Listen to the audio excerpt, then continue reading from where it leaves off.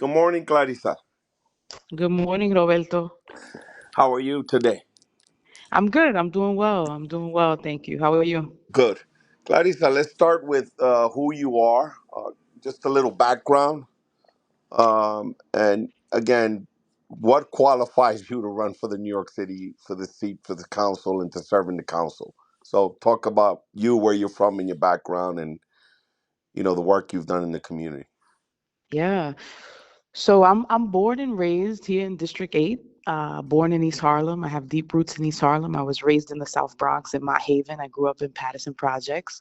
I come from a Puerto Rican and Cuban family. My mother's a Cuban immigrant.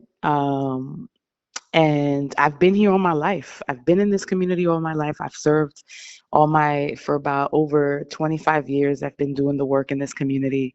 And I come from a family that has done the work in East Harlem as well. My great grandmother, she started one of the longest standing block parties in East Harlem, still going strong, almost 60 years, the 111th Street Old Timers Block Party. And I come from generations of women, strong women who have done the work and have been leading in community for a long time. And so I'm deeply rooted in this district on both sides of the district and looking to run. I've been doing a lot of the work in this community and looking to take it to City Hall to serve the community on a different level. Clarisa, what percentage of the district is Bronx? What percentage is Manhattan, approximately? It's a larger district. The district is larger in East Harlem, a smaller in the South Bronx, um, but has always been led by somebody from East Harlem. Never a Bronx person in this space, and so the numbers, when we look at the numbers in votes, it's a higher voter turnout in East Harlem. But the Bronx has never seen someone from the Bronx represent them, and so we're looking to change that this year. In a crowded field, how do you get your messaging out? There's a lot of people running, right? How many? It's what, five people so far? I think about six of us. Okay, okay. How do you distinguish yourself, right? It's From it's it's really a lot of Latinos, right? Latinos and Latinas.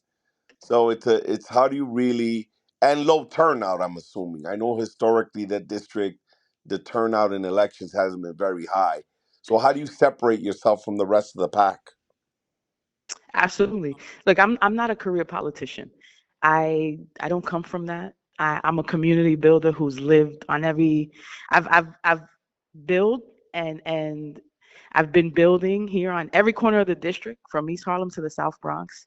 With my strong roots in NYCHA. There's only two of us who come from NYCHA and understand that the real struggle, right? Candidates who've been through something, lived experience is big when you want to represent a community like ours. I'm the only openly Afro-Latina gay candidate in this race. The only one who's chaired the community board. I'm the chairperson of my local community board here, Bronx Community Board 1. I've also led gun violence prevention programs in NYCHA. I've built health equity initiatives in the district, and I've organized families to fight for better schools. While others, may have political ties and have worked with specific in the city council, I have people ties. I'm very connected in my community. I've spent my life walking with my community and not just showing up when it's time to run. I know the system from the outside and the inside, and I'm running to change it, not manage it. Clarissa, you were knocked off the ballot for a time. Talk about what happened there, and how did that set your campaign back at all? Dealing with the trying to get back on and your petitions, et cetera, et cetera. And what was that Yeah, it about? did. It did. What You was it know, about? Tell us what happened. Absolutely. So there's a PAC, who's supporting one of the candidates, Will Lopez, and they put 1.6 million behind this candidate, and they spent a lot of money trying to get every candidate off the ballot. But for me, I was taken off the ballot, and they were pushing to take me off the ballot. We actually at the lower court we got denied, so we actually were taken off the ballot. I was taken off the ballot and had to take it to the appellate's court over technicalities, right? The misspelling of my name from Clarisse to Clarissa, right? Like the other side, the opposition, they were fighting to get me off based off of that. And it was horrible because, you try to come for the strongest candidate of the Bronx, the only Bronx candidate, who has the strongest ties in this community. And we fought back. It held us up a little bit, but we knew we were going to get on that ballot. We knew we were going to continue to fight, and we weren't going to let that deter us from continuing to run this race. Clarisa, so what are some of your prominent endorsements? Who are some of your supporters that you want to highlight? Yeah, so we Ruben Diaz was the first person. Ruben Diaz Jr. was the first person to come out, as a former elected official of Bronx Borough President, to endorse me and back me in this race. But we've got endorsements from Eleanor's Legacy, from the New Majority, from the Democratic municipal officials, LPAC, from Victory Fund, to name a few. And most importantly, we've got numerous endorsements from NYCHA tenant leaders in East Harlem and in the South Bronx. And those are the things that matter to me, is to be, endorsed by community leaders who are in the fight, who are in this fight and on the ground. Clarissa, what are your three things you're hearing when you knock on doors? What are the three major issues you hear over and over again from constituents when you talk to people on the ground? The biggest one is NYCHA, right? Fixing NYCHA, making sure that they don't go private, making sure that people live in uh with dignity in their apartments, making sure that things get done on time. So NYCHA is a big thing. The other thing is sanitation in the community, like the community being dirty, us not having enough garbage cans, garbage everywhere. We just saw that the Bronx has the highest littering. People litter in the Bronx. It's the highest borough with the highest littering rate, and so.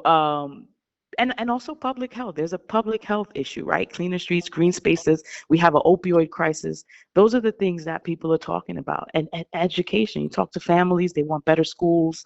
Um, they want their schools to be able to provide specific services, families with children with special needs. So these are a lot of things that we hear, as we go through the community and we're door knocking. You were also very vocal, Clarissa, when they placed a migrant shelter in the South Bronx. Talk about that and why you took the stance you took. Yeah, absolutely. The shelter was a huge surprise, coming into the community. We had no idea, and as the chair of the community board, and also as these things come to our board, and there's engagement, and I was frustrated because when that came to our community, there was no engagement. No one told us anything, and then the most disheartening part was to hear that our city council person had identified this location.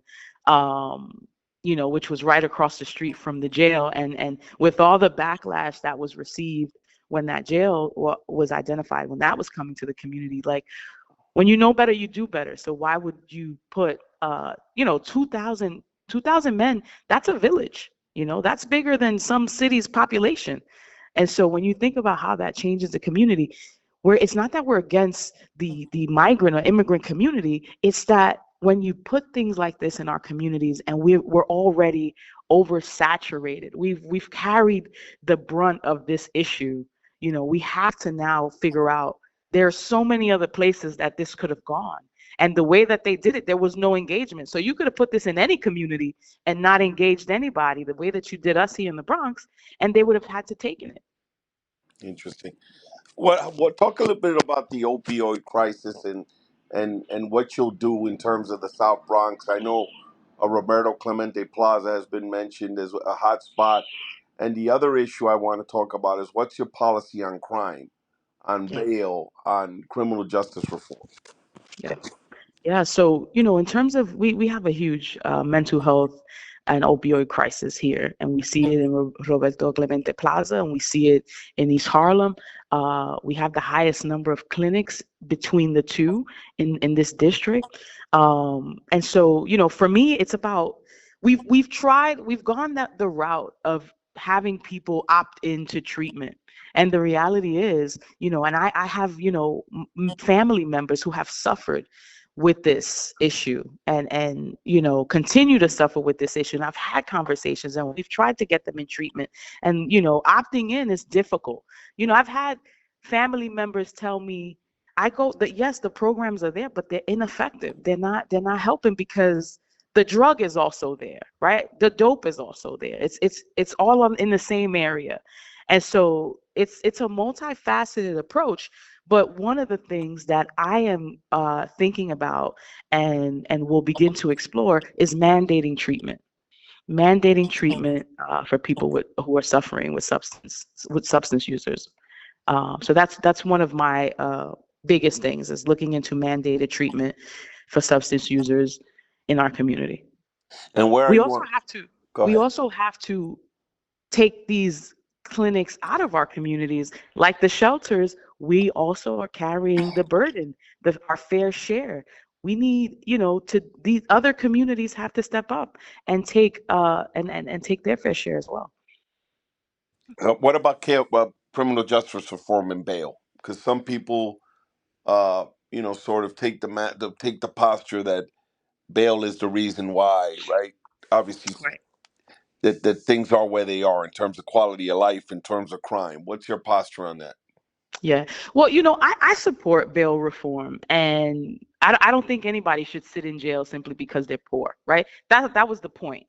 And I don't blame bail reform for the crimes that happen, but I also think that we need to be tough on the non-negotiable crimes. For me, gun charges, murder charges, these are non-negotiables, right? These we need to be harder on those crimes.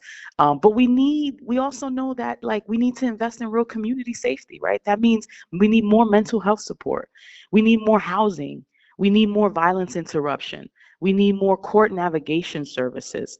If someone is in genuine danger, if someone is a genuine is a danger to the community, and the judge should have the ability to make the determination, right, with transparency and oversight.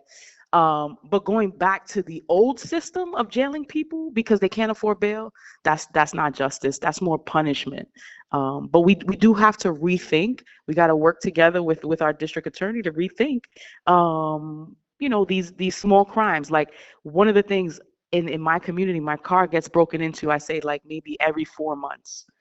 And when I talk to the officers and when I talk to people about why this is happening, and it's because right these low offenses, they are released the next day.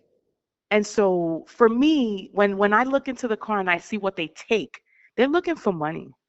They're looking for money. There are times where I've had AirPods in the car, credit cards in the car, you know, real valuables that they won't take because they're looking for money, which tells me that this is a poverty issue. So these small crimes, when you look at people in retail stealing food, stealing clothing, this is a poverty issue that we have to solve in our community.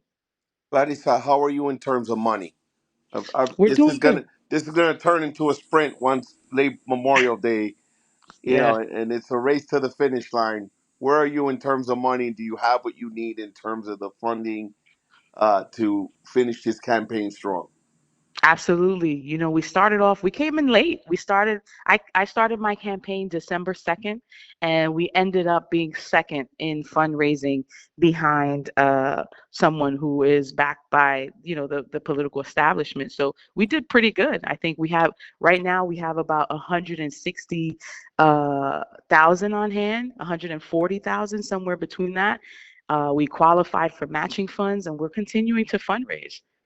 What would you say in that amount you've raised? What amount of that is? What are you talking about? Low dollar? Is that a lot of hyper local? Yes. What's the range? So we have the And highest how many? in Yeah, district. correct. That's what I wanted to know. Go ahead. Yeah, we have the highest in district donations in this race. Oh, interesting. And how many Mhm. donors would you say? Because that also demonstrates how much grassroots support you have, Yeah, right? absolutely. Yeah, most majority of our donors are in district, in the city, and very low numbers, $10, $25. I don't have the exact numbers, but we're the front runners in district donations. And lastly, who's running? Who's your campaign manager, and who's doing your field and Yeah, and, so and comms? yep. So right now, Jose Rodriguez is he's from Bolton St. John's, and he's been, on it. Priska, these folks have been jumping in, and in addition to, the people who are helping me every day, but they are overseeing the campaign and have been helping out with the strategy. And who's doing the field? They are as well? Yes, yes. Okay. Clarissa, thank you so much for your time. And I want to tell you, day one, what will you do if you're elected to the city council? Absolutely. It's about building relationships. I'm somebody that builds relationships. I understand that you can't go anywhere and try to get things done if you don't have relationships. So day one, it's about building the relationships and making sure we go and building relationships with my counterparts at the council, but also with the community, making sure that everybody has a seat at the table that needs to be there. Clarissa, best day on the trail and worst day on the trail before we end. Hands down, the best day was when I got the 5 unanimous yeses to be back on this ballot by the appellate court. Worst day, toughest day. The toughest day was when I found out that they were trying to take us off the ballot and we got taken off the ballot. Jesus, Clarissa, thanks again, and wish you the very best in your campaign. And hopefully, we'll talk if and when you're elected, if you are. Thank you so much, Roberto. Talk soon. All right. Have a wonderful day. Bye bye. You too. Bye bye.